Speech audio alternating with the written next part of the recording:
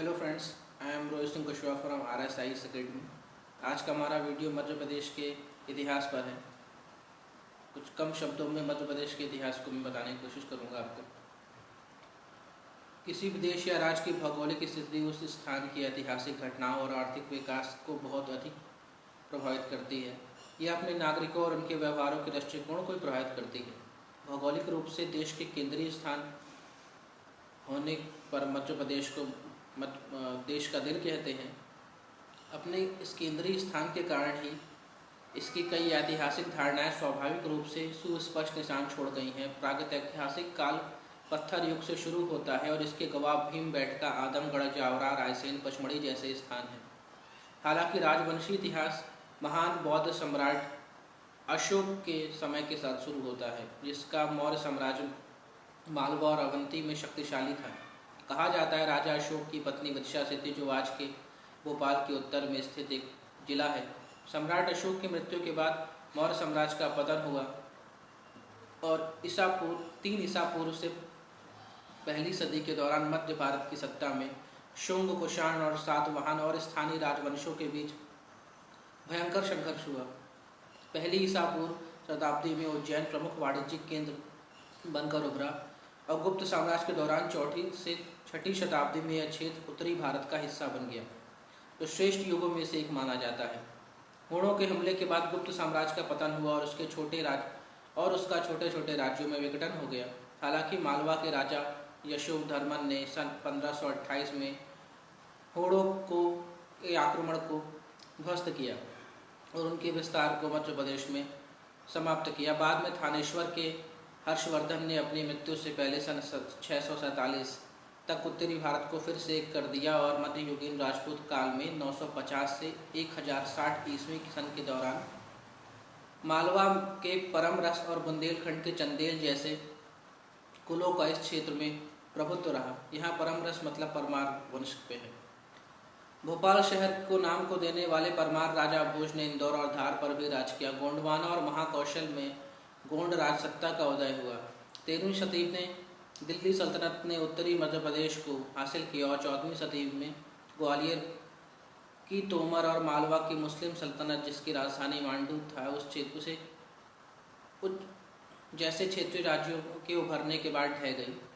1156 से 1605 अवधि के दौरान वर्तमान मध्य प्रदेश के संपूर्ण क्षेत्र मुगल साम्राज्य के तहत आए, जबकि गोंडवाना और महाकौशल मुगल वर्चस्व वाले गोंड नियंत्रण के अधीन बने रहे और उन्हें आभासी स्वतंत्रता का आनंद लिया।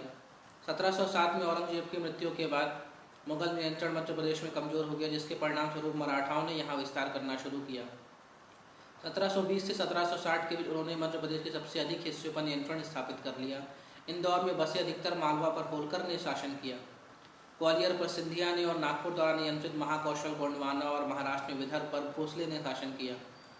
इसी समय मुस्लिम राजवंश ने अफगान के जनरल दोस्त मोहम्मद खान के वंशज भोपाल के शासक बने। कुछ ही समय में ब्रिटिशों ने बंगाल, बम्बई और मद्रास जैसे अपने गढ़ों में से अधिराज्य का विस्तार किया।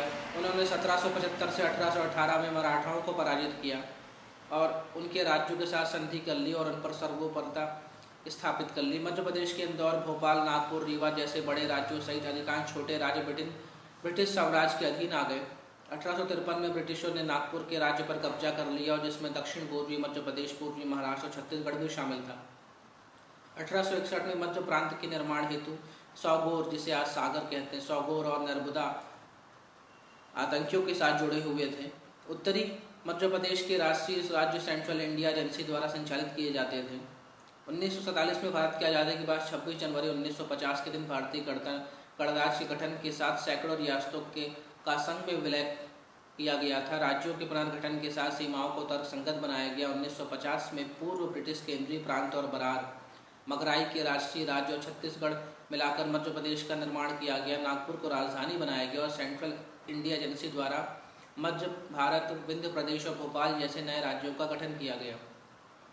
राज्यों के पुनर्गठन के परिणाम स्वरूप 1956 में मध्य भारत, विंध्य प्रदेश और भोपाल राज्यों को मध्य प्रदेश में विलीन कर दिया गया और तत्कालीन सेंट्रल प्रोविंसेस और बरार के कुछ जिले को महाराष्ट्र में स्थानांतरित कर दिया गया तथा राजस्थान और गुजरात और उत्तर प्रदेश में भी मामूली समायोजन किया गया।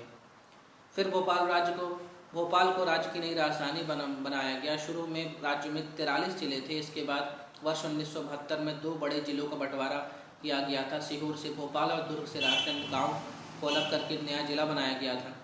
तब जिलों की कुल संख्या 45 हो गई। वर्ष 1998 में बड़े जिलों में से 16 अधिक जिले बनाए गए और जिलों की संख्या बढ़कर 61 हो गई।